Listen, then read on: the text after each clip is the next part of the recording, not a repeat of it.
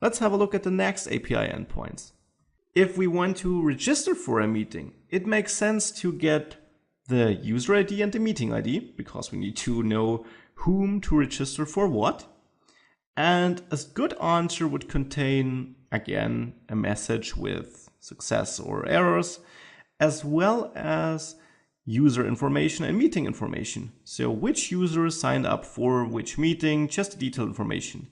Now, a good link here would be an unregistration link to directly see which API endpoint to use to, well, unregister from this meeting. That leads us to the next API endpoint, which handles exactly this case.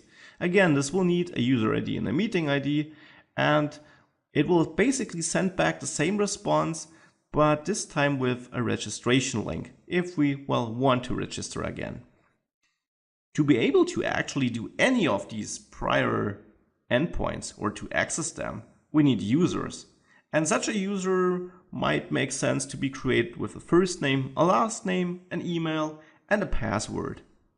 And upon the creation of this user, it's again great to get back a message and a short summary about this user, including its user ID, which in turn is absolutely necessary to do anything with our service, except for the next two API endpoints, getting data, getting a list of all meetings and data about an individual meeting. If the goal is to get a list of all meetings, no data needs to be sent there, in my opinion, because, well, we don't need a meeting ID, we want to get all meetings anyway. We don't need a user ID because it's not dependent on the user. Sure, you might set up a filter to get only meetings a user is registered in, but that's not something this example will contain. Therefore, this route will simply expect no data to be sent to it. And that is perfectly fine. You don't need to send data to your RESTful service or to your API endpoints.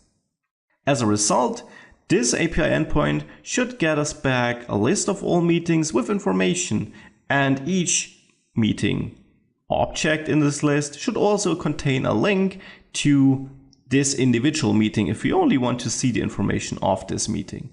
Which leads to the final API endpoint here.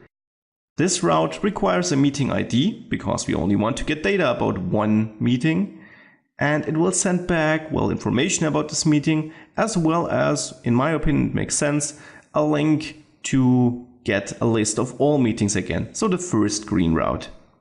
With this, it should be clear which data each API endpoint needs, how these needs were derived, basically from the functionality we expect from the service, and, well, which format will we choose. As I said, all data will be sent as JSON.